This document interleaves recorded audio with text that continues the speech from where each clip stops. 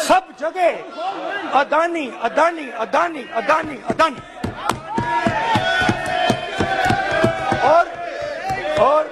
और ये नाम नहीं, और इस नाम के बारे में जब लोग बोलते थे मुझसे तो 2-3 सवाल पूछते थे। ये पूछते थे कि ये जो अदानी जी हैं, ये किसी भी बिजनेस में घुस जाता है, ये सफलता प्राप्त कर जाता है, ये कभी फेल नहीं होता। और युवाओं ने मुझसे यह सवाल पूछा कि भाई ये हो क्या रहा है, हम भी सीखना चाहते हैं। मोदी जी ने कहा स्टार्टअप करो, हम भी अदानी जी जैसे बनना चाहते हैं।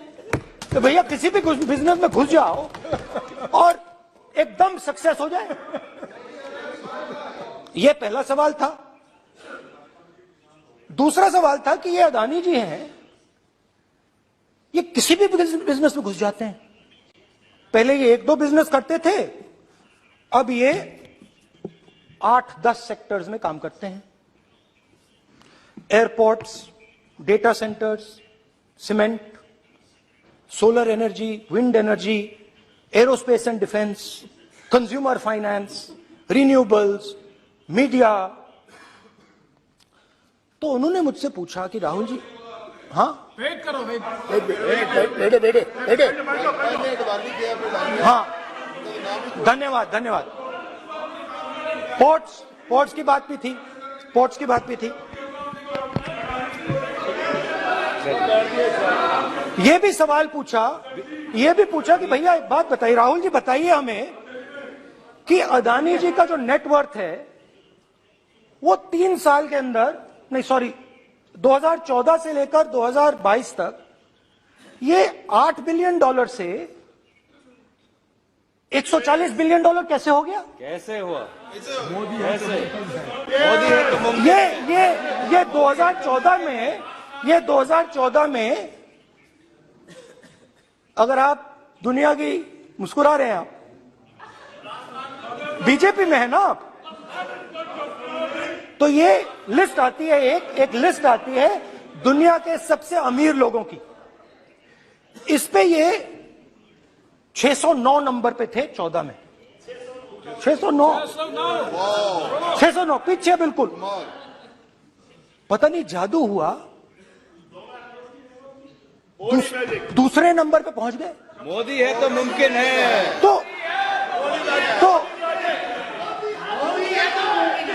तो मुझसे पूछा यार, बहुत सारे लोगों ने पूछा कि भैया राहुल जी बताइए,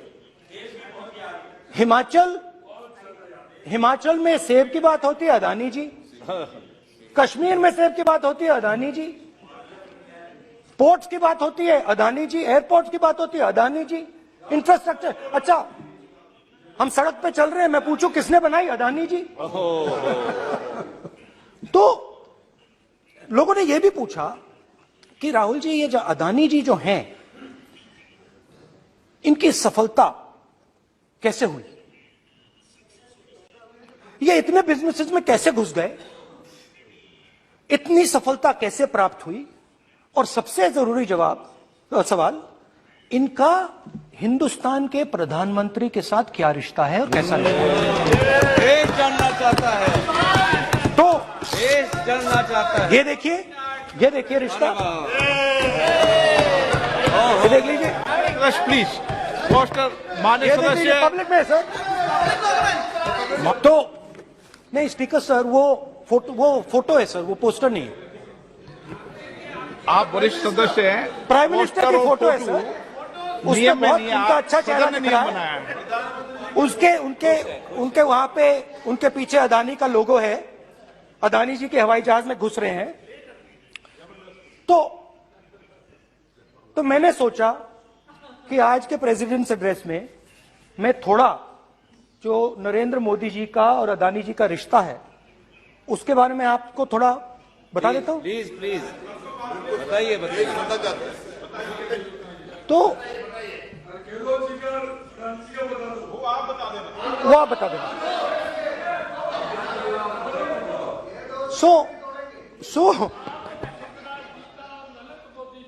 So the relationship begins many years ago, when Narendra Modi ji was the Chief Minister of Gujarat. And when most of India's business was asking questions of the Prime Minister, was against the Prime Minister, one man stood shoulder to shoulder with the Prime Minister. He didn't back down. That's commendable. It's not a joke. He was loyal to the Prime Minister. And what did he do? He helped Mr. Modi construct the idea of resurgent Gujarat. Right? The idea that you bring these businessmen together, and you call it resurgent Gujarat, vibrant Gujarat, they're both. And he was the backbone in setting up that group of people. Okay? And the result of that was tremendous growth of his businesses in Gujarat. Expansion of his businesses. I think then the real magic starts. जब प्रधानमंत्री जी दिल्ली आते हैं और 2014 में असली जादू शुरू होता है। मैंने कहा कि 2014 में वो 609 नंबर पे थे, कुछ ही सालों में वो दूसरे नंबर पे पहुंच गए। कैसे पहुंचे? मैं आपको, बहुत सारी इंडस्ट्रीज में काम करते हैं, मैं आपको 2-3 इंडस्ट्रीज का उदाहरण दे देता हूं। एयरपोर्ट इंडस्ट्री की बात, एयरपोर्ट्स की बात करते हैं।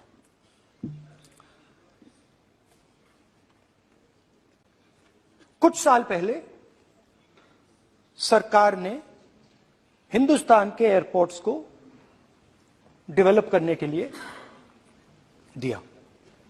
नियम था, there was a rule that anybody who does not have prior experience in airports cannot be involved in development of these airports. नहीं, गलत नहीं बोल रहा हूं।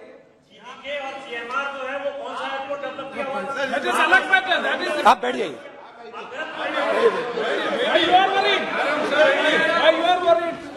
अडानी के डिफेंस में आ गए सर। देखिए, अरे माननीय सदस्य प्लीज मेरी बात सुनो। तो 1 मिनट मेरी बात सुनो। ये एक मिनट बात सुनेंगे। ये संसद है, अपन किस दिशा पर चर्चा कर रहे हैं ये देश देख रहा है। हमें राष्ट्रपति अभिभाषण पर चर्चा करेंगे उचित रहे, बाकी आपकी इच्छा है, स्वतंत्र अभिव्यक्ति है। मेरा मानना ये तो अपन एक विषय पर ओके, तो आपको तो रूल था, नियम था। हम पॉइंट ऑफ ऑर्डर किस पे है? सर कैसे एयरपोर्ट का प्राइवेटाइजेशन तो उनके समय हुआ, ऐसी कोई पार्टी थी जिसका अनुभव था? ये कौन सी बात कर रहे हैं? बोलिए। ओके प्लीज ओके, बोलने दे आपको नेता को, तो बोलने दे आपको नेता को। रूल था, प्लीज बोलने दे। रूल था कि अगर कोई एयरपोर्ट बिजनेस में नहीं था तो वो इन एयरपोर्ट्स को ले नहीं सकता था।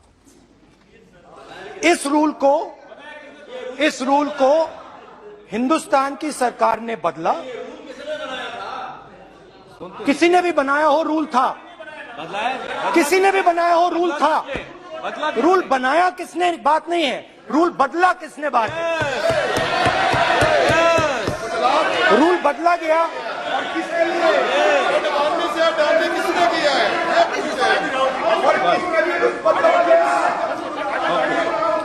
रूल बदला गया।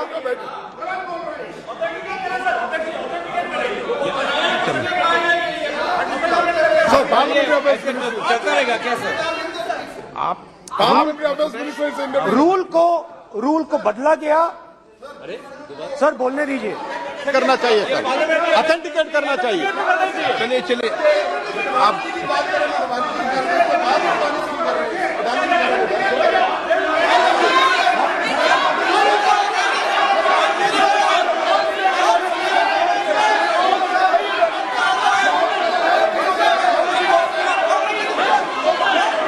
रूल बदला गया सर, स्पीकर सर।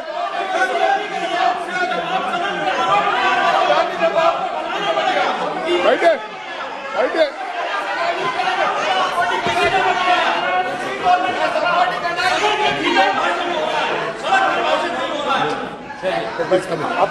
तो ये रूल बदला गया।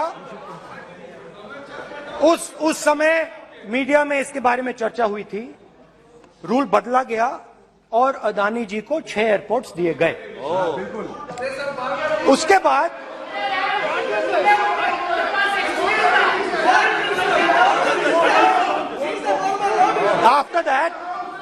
after that India's most strategic profitable airport, Mumbai airport, was taken away by GVK, hijacked by using the agencies. The agencies को CBI, ED का प्रयोग कर GVK पर दबाव डालकर हिंदुस्तान की सरकार ने उस एयरपोर्ट को अदानी जी के हाथों में कर दिया। रिजल्ट क्या आया? रिजल्ट आया कि एयरपोर्ट्स में आज अदानी जी 24% हिंदुस्तान की एयर ट्रैफिक को अपने एयरपोर्ट से निकालते हैं और 31% एयर फ्रेट उनके एयरपोर्ट्स में से निकलता है। अब ये काम हिंदुस्तान की सरकार और हिंदुस्तान के प्रधानमंत्री जी ने फैसिलिटेट किया। तो बताइए, बोलिए वित्त मंत्री, विधि मंत्री। और ये जो सर ये हाउस में सर ये बोल रहे हैं, तुमको ज्ञान बांट रहे हो, बैठ जाओ।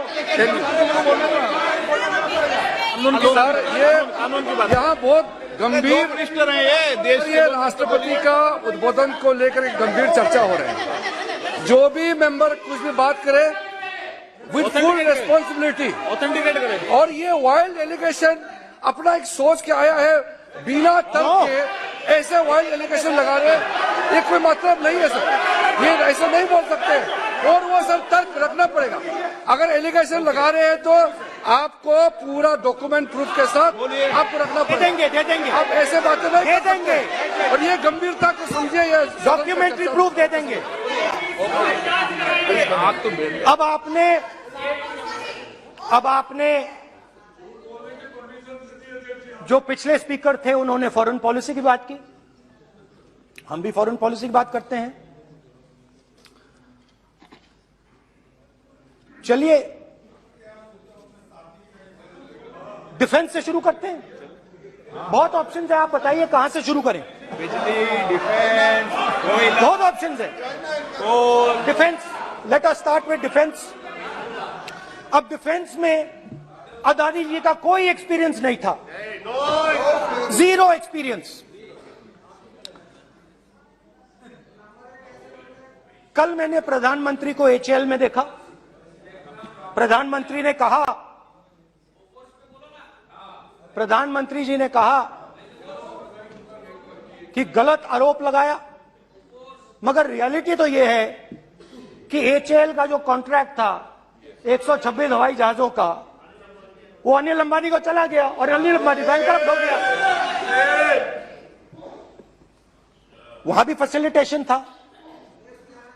अब देखिए, और ये जो फ्यूचर एंटरप्रेन्योर्स हैं, जो बिजनेस स्कूल हैं, हार्वर्ड यूनिवर्सिटी जैसे स्कूल हैं, इनको इसकी केस स्टडी बनानी चाहिए, शायद बने। How to use government power to build individual businesses, case study.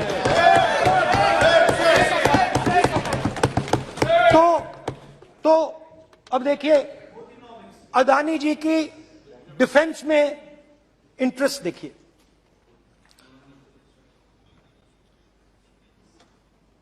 Elbit company के साथ हिंदुस्तान में अदानी जी ड्रोन्स बनाते हैं। ड्रोन्स को हिंदुस्तान की एयरफोर्स, आर्मी, नेवी के लिए रीफिट करते हैं। अदानी जी ने यह काम कभी नहीं किया है पहले। एचएएल ये काम करती है।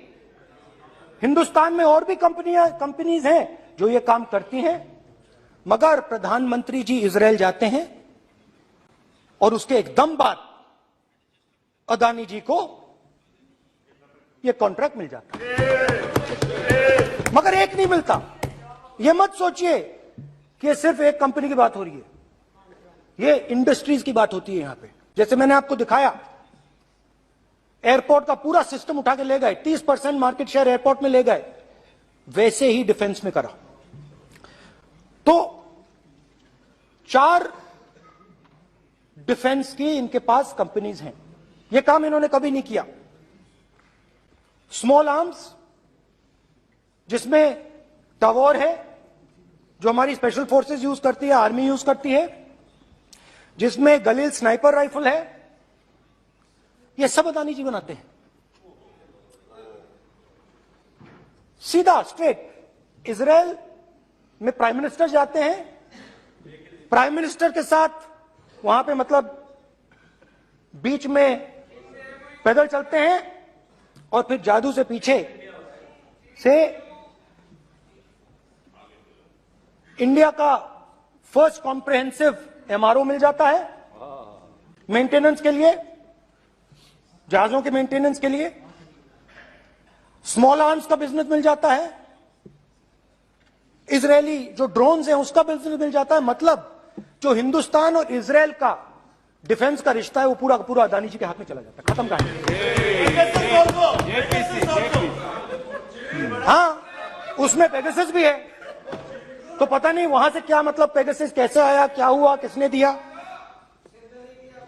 अच्छा, एक और बड़ी इंटरेस्टिंग चीज है, एक कंपनी है अल्फा डिफेंस, जो डिफेंस इलेक्ट्रॉनिक्स का काम करती है, एवियोनिक्स का काम करती है, और बहुत स्ट्रेटेजिक कंपनी है।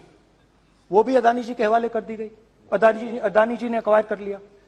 तो आपने देखा कि एयरपोर्ट्स का बिजनेस 30% मार्केट शेयर, हिंदुस्तान और इजरायल का जो वेपन्स का बिजनेस है 90% उठा के ले गए। एक विजिट फॉरेन पॉलिसी, ये है फॉरेन पॉलिसी। चलिए, अब मैंने आपको इजरायल की बात बताई, ऑस्ट्रेलिया चलते हैं। कोयला, ऑस्ट्रेलिया चलिए। ऑस्ट्रेलिया में अदानी जी जाके, नहीं क्यों? आप तो डिबेट करना चाहते थे, आप ही तो डिबेट करना चाहते थे। आपने बोला था कोई भी विषय पे डिबेट हो, तो हो गया डिबेट। अब क्यों डर रहे हो डिबेट से? अब क्यों डर रहे हो डिबेट से? क्यों डर रहे हो? जब हमने जेपीसी की मांग की, आपने बोला सदन में उठाओ। अब क्यों डर रहे हो?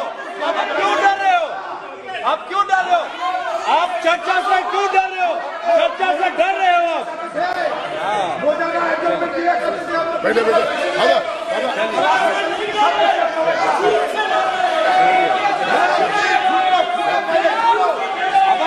अब सुनना पड़ेगा, अब सुनना पड़ेगा, अब सुनना पड़ेगा।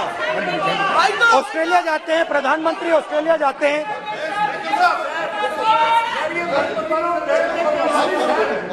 प्रधानमंत्री ऑस्ट्रेलिया जाते हैं। He's not yielding. ऑस्ट्रेलिया में प्रधानमंत्री जाते हैं। आप बोलिए। सर, स्पीकर सर,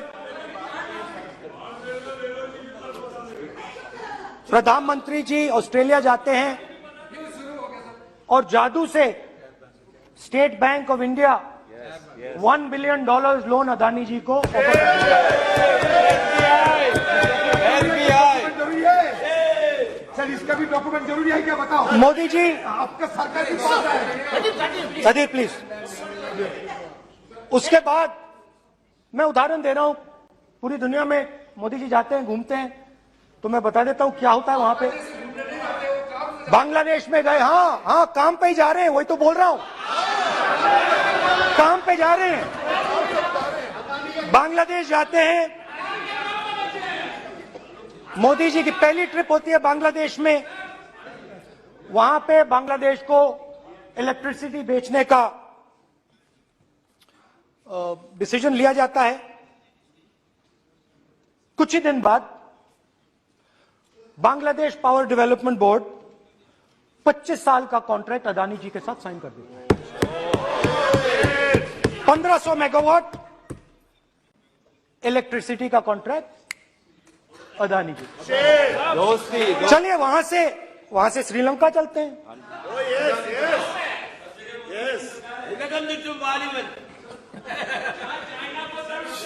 जून 2022 में Chairman of Sri Lanka's Ceylon Electricity Board, MMC Fernando, informed a parliamentary committee in Sri Lanka in open hearing that he was told by President Rajapaksa that PM Modi pressured him to give the wind power project directly to Mr. Adani.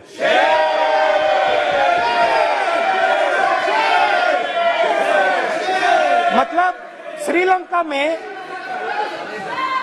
Sri Lanka electricity board के chairman कहते हैं कि उन्होंने राजापाक्सा जी ने कहा कि हिंदुस्तान के प्रधानमंत्री ने उनको कहा है कि ये विंड पावर का प्रोजेक्ट है, ये अदानी जी को देना है। तो ये रही आपकी फॉरेन पॉलिसी। ये हिंदुस्तान की फॉरेन पॉलिसी नहीं है, ये अदानी जी की फॉरेन पॉलिसी है, उनके बिजनेसेस बनाने की फॉरेन पॉलिसी है। अब यात्रा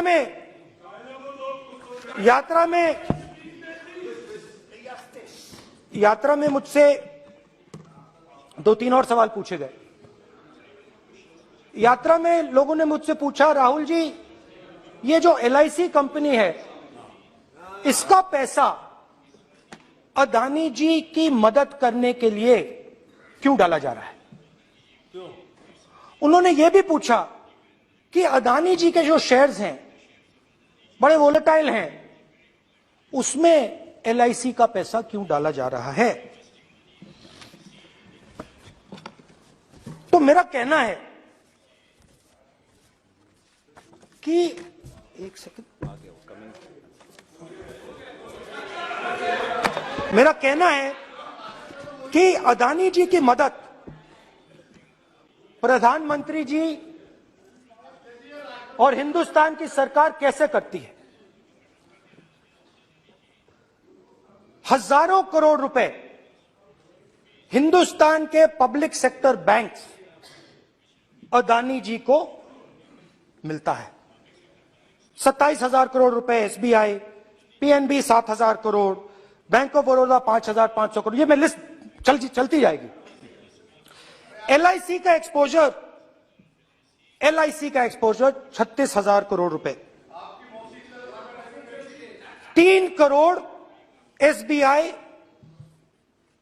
and other PSU bank holders.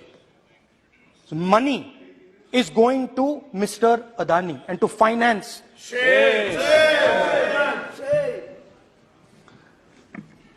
Now, of course, there is another question. तो मदद कैसे हो रही है? हिंदुस्तान के पब्लिक सेक्टर बैंक्स का पैसा, LIC का पैसा नरेंद्र मोदी जी, अदानी जी को दिया जा रहा है। अगर कोई सामने खड़ा हो जाता है, जैसे जीवी के लोग खड़े हुए, ED, CBI एजेंसीज आ जाती हैं, उनको परे कर देती हैं। तेलंगाना में भी एक पोर्ट का उदाहरण था, आंध्रा, सॉरी। मगर मेन सवाल और सबसे इंटरेस्टिंग सवाल दूसरा है। कुछ दिन पहले ये हिंडनबर्ग रिपोर्ट आई, उसमें लिखा था कि अदानी जी की हिंदुस्तान के बाहर शेल कंपनीज हैं। ये जो शेल कंपनीज हैं, सबसे पहला सवाल है, ये हैं किसकी? ये किसकी है मॉरिशस में जो शेल कंपनीज है? और ये जो हजारों करोड़ रुपया, ये जो हजारों करोड़ रुपया ये शेल कंपनीज हिंदुस्तान में भेज रही हैं, ये किसका पैसा है? और क्या ये काम अदानी जी फ्री में कर रहे हैं? अब मैं ये सवाल क्यों पूछ रहा हूं? क्योंकि अदानी जी स्ट्रेटेजिक बिजनेसेस में काम करते हैं। अदानी जी हिंदुस्तान के पोर्ट्स को डोमिनेट करते हैं। अदानी जी हिंदुस्तान के एयरपोर्ट्स को डोमिनेट करते हैं। और जैसे मैंने कहा, अदानी जी हिंदुस्तान की डिफेंस इंडस्ट्री में बहुत जरूरी रोल प्ले करते हैं। तो मेरा पहला एक छोटा सा सवाल है कि जो शेल कंपनीज हैं, इनके बारे में हिंदुस्तान की सरकार ने कोई सवाल नहीं उठाए? ये कौन लोग हैं, ये किनकी कंपनीज हैं? ये स्ट्रेटेजिक मामला है, पोर्ट्स का मामला है, एयरपोर्ट्स का मामला है, डिफेंस का मामला है। और जो कंपनी इन स्ट्रेटेजिक एरियाज में काम कर रही है, उनके बारे में आपको मालूम ही नहीं। ये नेशनल सिक्योरिटी का मुद्दा है, आपको मालूम ही नहीं कि ये शेल कंपनीज किसकी हैं, कितना पैसा आ रहा है, किसका पैसा आ रहा है। तो एक बहुत बड़ा सवाल है, ये पैसा किसका है, ये शेल कंपनीज किसकी हैं, और ये हिंदुस्तान की सरकार की जिम्मेदारी है ये पता लगाना ये किसकी शेल कंपनीज हैं और ये किसका पैसा अंदर आ रहा है। JPC, we want JPC, we want JPC.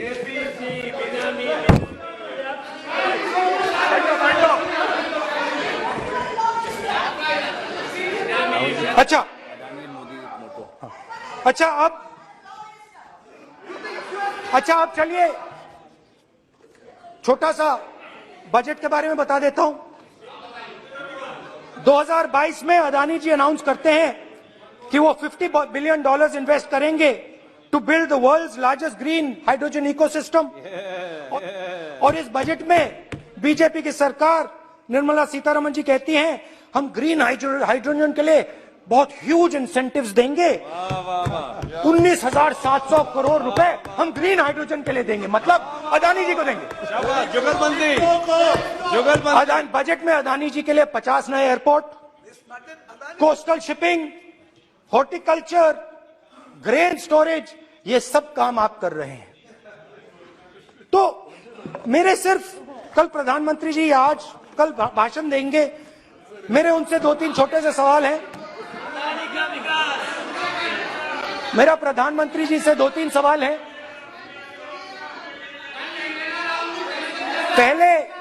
पहले अदानी जी के हवाई जहाज में मोदी जी जाते थे, अब मोदी जी के हवाई जहाज में अदानी जी जाते हैं। पहले लोकल मामला था, फिर नेशनल मामला हो गया, उसके बाद इंटरनेशनल मामला हो गया। अदानी जी के लिए बोरिस जॉनसन का बेटा काम करता है, आपको पता नहीं मालूम है या नहीं मालूम?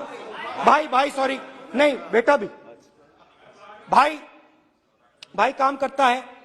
तो ये मामला पहले गुजरात का मामला था, फिर ये हिंदुस्तान का मामला हुआ, अब ये इंटरनेशनल मामला हो गया है। तो मेरा सवाल प्रधानमंत्री जी से, और सिंपल सवाल है, प्रधानमंत्री जी आपकी फॉरेन ट्रिप्स पे अदानी जी और आप कितनी बार एक साथ गए? Adani ji, how many times did you travel together with Adani ji? How many times did Adani ji join you later on a visit? How many times did Adani ji travel to a country immediately after you did? And in how many of these countries after you visited did Adani ji get a contract? Also an important question, जरूरी सवाल, अदानी जी ने BJP को पिछले 20 साल में कितने पैसे दिए हैं?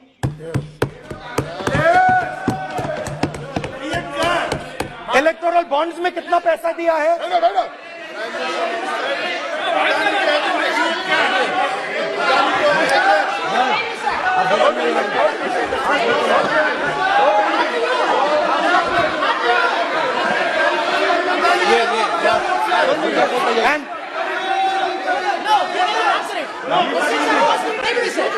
Questions are posed to Prime Minister, please. Sir, खत्म करने दीजिए sir. Concluding concluding concluding sir, concluding. और बहुत बहुत सुंदर तरीके से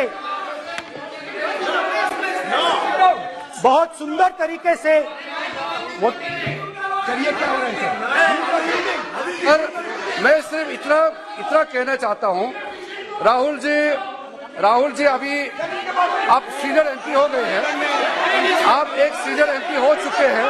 हम लोग एक्सपेक्ट करते हैं कि इस सदन का सदस्य होने के नाते जो भी बातें आप करेंगे गंभीरता से आप बात करेंगे।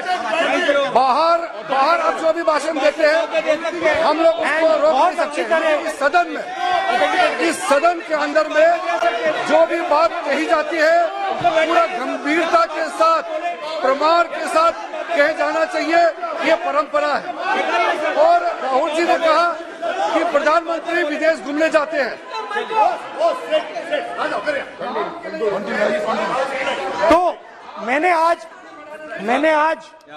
वो जो युवाओं ने मुझसे सवाल पूछा था कि अदानी जी की इतनी बिजनेस एक्यूमेंट कहां से आई, इतने अलग अलग सेक्टर्स में अदानी जी ने कैसे सक्सेस प्राप्त की, अदानी जी के बारे में पूरी दुनिया को स्टडी करनी चाहिए, हार्वर्ड यूनिवर्सिटी को स्टडी करनी चाहिए कि पॉलिटिक्स के बीच में और बिजनेस के बीच में कैसा रिश्ता होता है। India is a case study and prime minister Narendra Modi should be given a gold medal in this.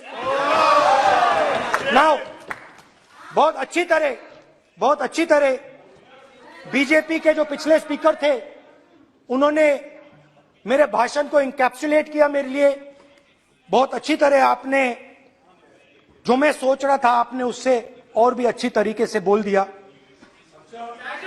Coming together is a beginning, keeping together is progress, working together is success. Adani ji and Narendra Modi ji, thank you.